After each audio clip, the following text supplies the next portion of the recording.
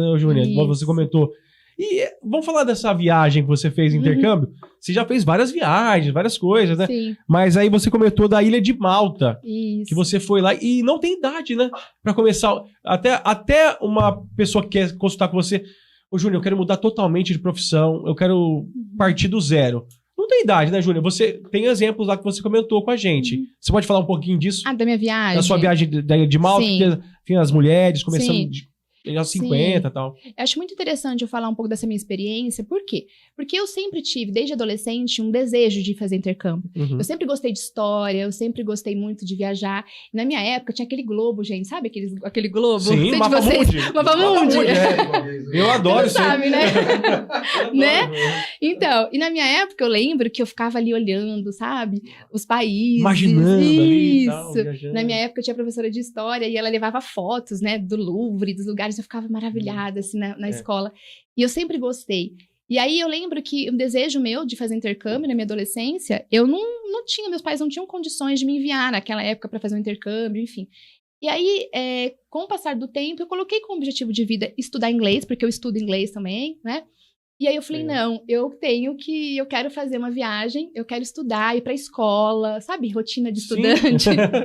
E eu fui com um grupo de 15 mulheres. A princípio eu fui com mais um grupinho de mulheres aqui de Venceslau, que eram amigas minhas, 4 amigas minhas. Um beijo, meninas. E aí...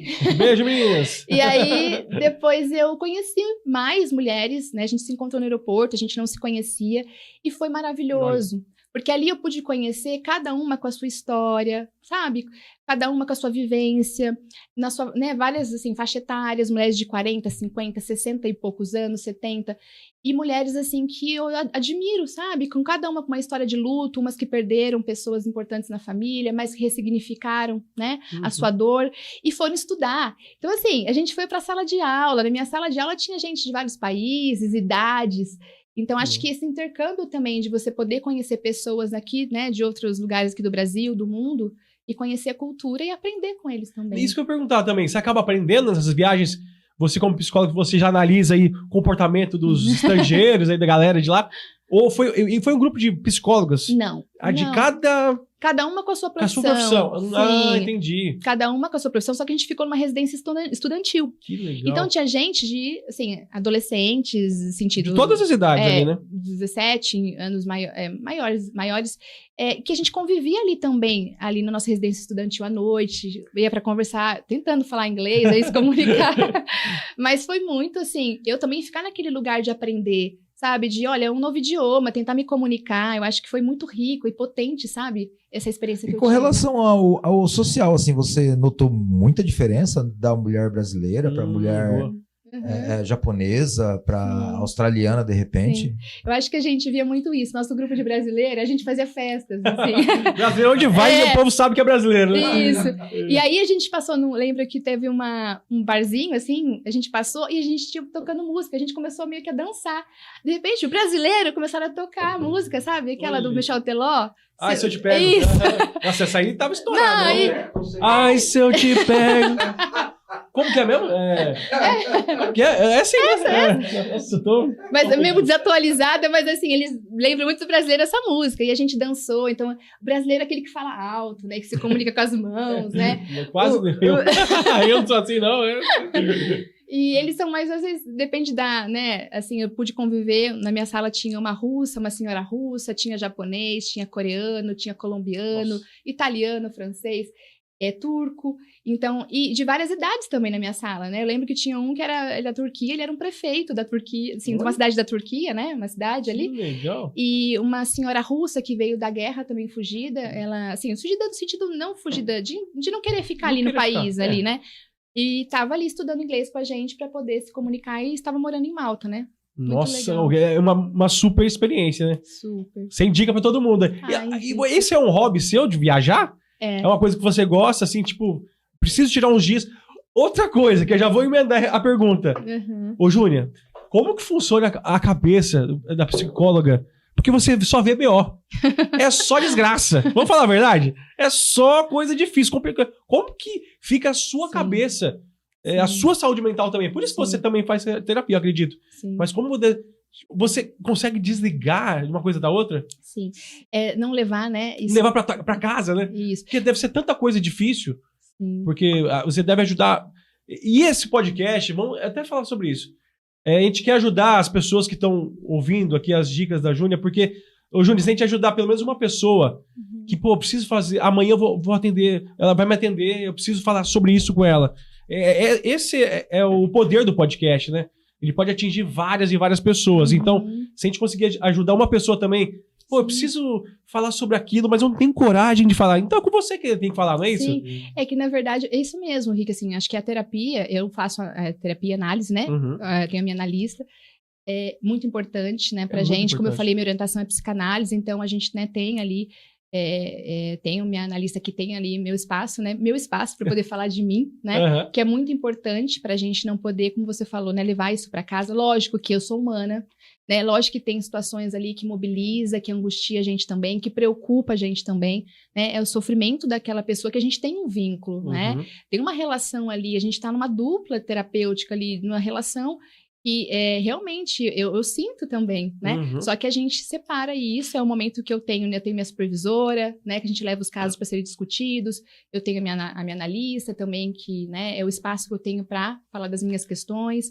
Por isso que é muito importante que nós, né, os psicólogos, né, psicanalistas, que realmente façam, né, o acompanhamento, façam análise, porque a gente precisa também, enquanto profissional, né, fazer esse acompanhamento. Que tem um código de ética, que vocês não podem... Mas, Júnior, deve aparecer uns casos assim que... Já apareceu algum caso que, meu Deus, o que é isso? E... Lógico que você não pode falar, mas já deve ter acontecido alguma coisa assim que assusta, né? Tem de tudo, né? É que, na verdade, lógico, eu prezo muito, sabe, Rick, pela ética.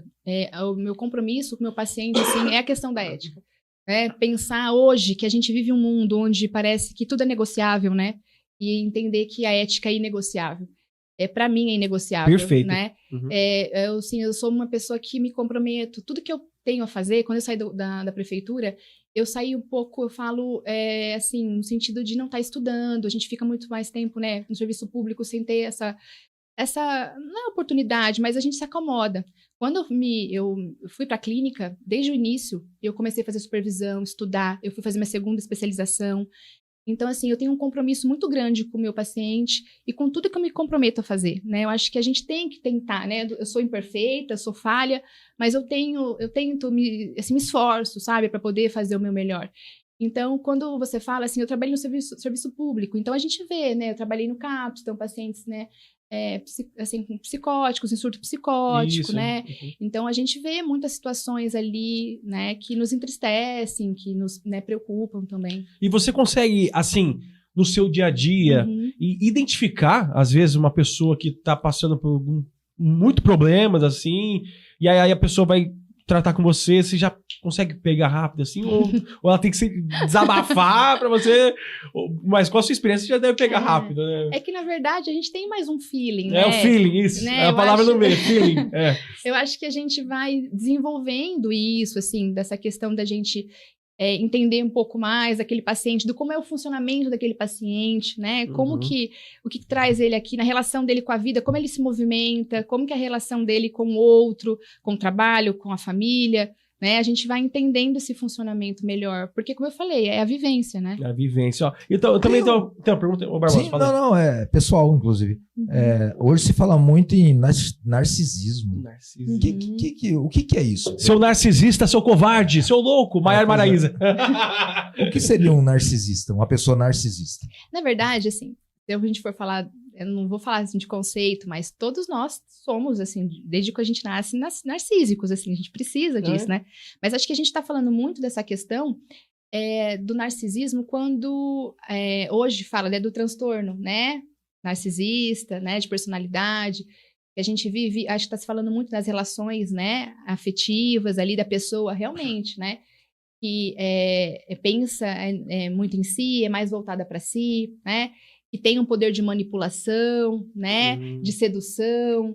E a gente convive com essas pessoas, tanto, né? No ambiente de trabalho, a gente pode conviver com pessoas que nos prejudicam, né? Nas relações afetivas. Então, realmente, é algo que a gente está convivendo, assim, a gente está se falando mais sobre isso, né? E qual que são um sinal de alerta aí pra pessoa procurar? Porque às vezes ela tá com aquelas problemas de saúde mental. Qual que é o sinal de alerta? Eu preciso, ou tipo, a minha mãe, vou levar meu filho lá porque tá precisando. Tem algum sinal, assim? Eu acho que, não que seja um sinal, mas uma angústia. O que tá o que me mobiliza para buscar terapia? É um sofrimento, né? Geralmente vai buscar por uma queixa, um sofrimento, algo que tá te uma inquietude que você tem. Angústia, medo angústia, tristeza, uma situação ali, um luto, por exemplo, né? Um luto que eu tive, porque eu acho que a gente, né... Falar também dos lutos que a gente vive, né? E pandemia, enfim. Vamos falar também, a pandemia deve ter sido... Nossa, nem vou falar sobre isso. Vamos falar de coisa boa, né? Mas, é uma coisa que deve aparecer muito lá também com você, as questões dos vícios. Vício não só de droga, de bebida, de celular, né? Isso aí é interessante comentar também, né? Quais são os vícios aí que você tá vendo que tá só aumentando? E como tratar isso, né? Bom, o que eu vejo hoje na nossa sociedade, no mundo, né, pós-moderno que a gente está vivendo hoje, é muito essa questão mesmo que eu acho que assim, eu vejo muito na clínica agora, né? Essa questão da compulsão, né? Compulsão. Então, compulsão pelo jogo, compulsão até pelo trabalho, né? Workaholic, né? Porque a gente também tem uma cultura de dizer que né, isso é bom, produzir. A gente cultua muito isso hoje, não é? A gente tem que performar, a gente tem que estar sempre muito bonito, a gente tem que, né, até nos filtros, né, muito, né, o melhor em tudo. Sempre saiu, tem que estar perfeito nisso aqui, tal, né? A gente nunca está satisfeito, né? A gente tinha comentado, a gente nunca está satisfeito. Sim. Sempre quer mais, né? A gente quer mais, acho que é uma cultura que hoje a gente tem, né, isso daqui, uma meio de comunicação, a gente tem espaço para falar de tudo, né? A gente vem aqui, eu falo do outro na rede social, mas ao mesmo tempo eu falo que a gente está muito submetido ao consumo. Já parou para pensar que a gente compra e a gente não se dá conta nem do que a gente está comprando, né? A gente nem precisa. É o excesso, né? Acho que a gente vive hoje uma sociedade do excesso.